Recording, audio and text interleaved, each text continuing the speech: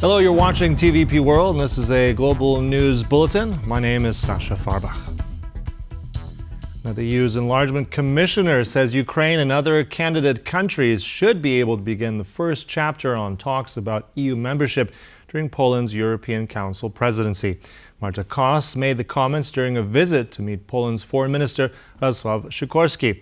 Our reporter John Todd joins us now live from central Warsaw. So John, obviously enlargement is a key issue of the Polish presidency. What more was shared at that meeting today between the Commissioner and the Foreign Minister?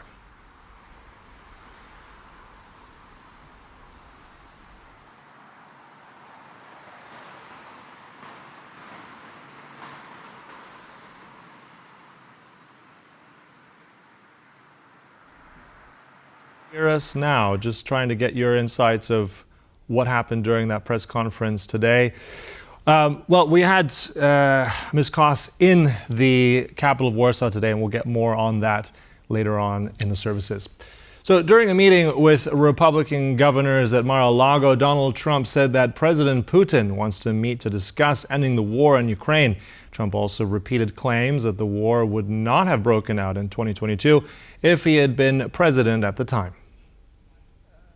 President Putin wants to meet. He's said that even publicly.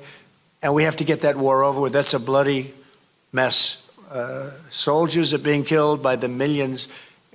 I looked at some very graphic pictures yesterday. The soldiers that are being killed, you know, it's a flat field. The only thing that stops a bullet is a body. These are it's a very, very flat land. And the soldiers are fighting, and they are dying by the hundreds of thousands.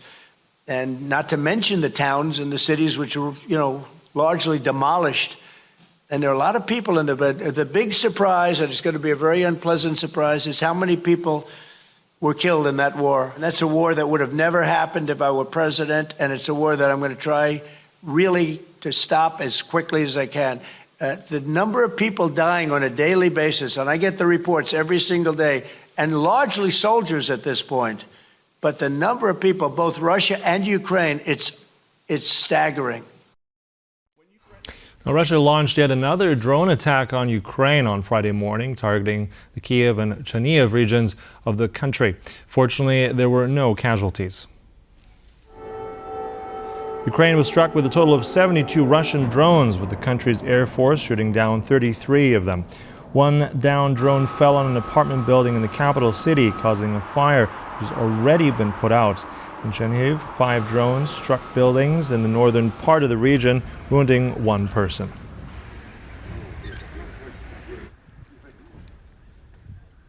Shallow waters of the Baltic Sea have become an arena of confrontation, the larger standoff between the East and the West. Polish Deputy Defense Minister Paweł Zalewski recently joined TVP World to discuss the plans of Polish Prime Minister Donald Tusk to address the issue.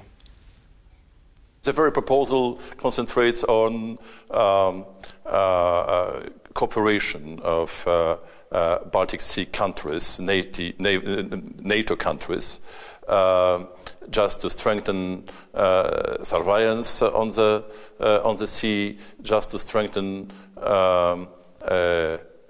patrolling of the sea, and also to strengthen opportunity to oppose this malicious act. So this proposal, I can say, was welcomed with very high interest, and NATO continues work on it, and we believe that that very soon, in some weeks, we'll be able to say more concrete information about the follow-up. German Chancellor Olaf Scholz has reportedly blocked a €3 billion aid package for Ukraine proposed by the German foreign and defense ministers, according to a German media report. What started off as a campaign appearance quickly turned into a pie-throwing contest. At a meeting with voters in Germany's northeast, Free Democratic Party leader Christian Lindner was attacked by one disgruntled attendee.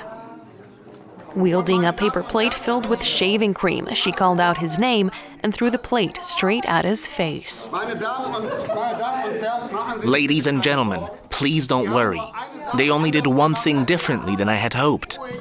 Unfortunately, it wasn't cream, just soap. At least they could have done that better. A spokesperson for the FDP confirmed that the bottom of the plate had "For the Love of Freedom" written on it. The woman has since been found to be active in the Left Party and a leftist student group. In the government of Chancellor Olaf Scholz, which was dissolved at the end of December, Lindner held the position of finance minister. Austrian Foreign Minister Alexander Schallenberg from the centre-right Austrian People's Party is taking on the role of caretaker chancellor as the country awaits its new government. Schallenberg is taking over the leadership duties from outgoing Karl Nehammer, who quit after Vienna's mainstream parties failed to establish a coalition. But this isn't the politician's first time at the helm. He previously acted as Austrian Chancellor in 2021 after Sebastian Kurz stepped down amidst corruption allegations. Schallenberg will remain as interim chancellor until a new coalition is formed. This task was handed by the Austrian president on Monday to far-right leader Herbert Kickl. If successful, Kickl will become the country's first far-right chancellor since the end of World War II.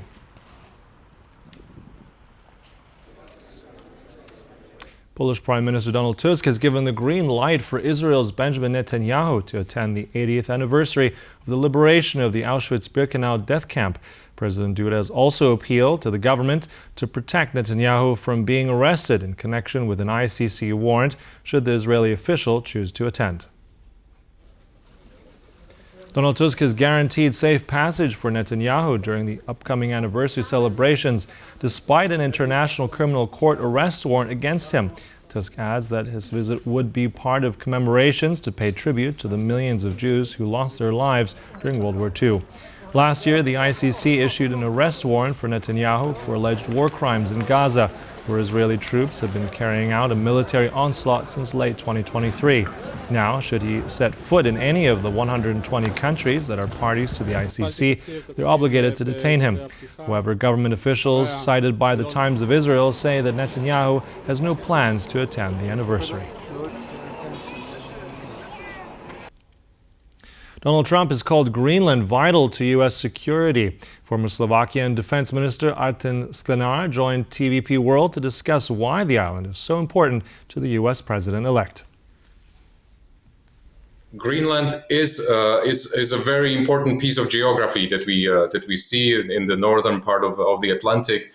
And even statements of President Trump show the importance that this part of the world is gaining, not only in economic terms, but also in military terms, as we see the climate change progressing and opening up trade routes, but also, with trade routes opening up space, it means it's also usable for military activities. And I think what President Trump wants to point his finger at is that this is something that is going on, and the U.S. as the country that is also strongest in the northern part of the Western Hemisphere, but is also most vulnerable in a sense, needs to see what are the national interests also from a national security point of view. Let me say also that statements like this are to say diplomatically, are not very constructive.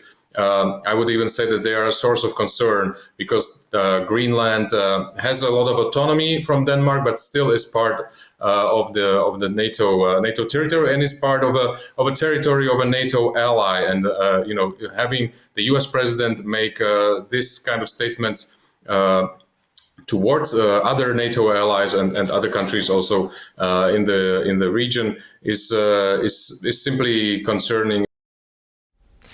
Now we return to the topic of the EU's Enlargement Commissioner, Marta Kos, who is in Warsaw today, meeting with Foreign Minister Radosław Sikorski. And now let's go live to the Foreign Ministry and connect with our reporter, John Todd, who is there. Now, you're at this press conference. Now, enlargement is a key issue for the Polish presidency of the European Council. Tell us, what was discussed, any announcement at this press conference today? Yes, this press conference took place behind me, as you say, in the Foreign Ministry, where we heard from the EU's Enlargement Minister, Enlargement Commissioner Marta Kos, who talked about the possibility that the candidate countries could all begin their first chapter of their accession talks if they fulfil the criteria that have been set down for them. This is a substantial would be a substantial achievement, but we have to see whether they how fast they progress in this ambition. Certainly, Poland's Foreign Minister Radosław Sikorski and the Commissioner Kos were very upbeat about this process, both thinking that Ukraine has a place in the European Union. Yeah, John, thank you for that. And we know that usually that accession process on average takes around a decade. So still much more, I think, to go through these chapters. Thank you for that update, John Todd. And that concludes this Global News Bulletin here on TVP World. Much more coming up, so stay with us. Goodbye.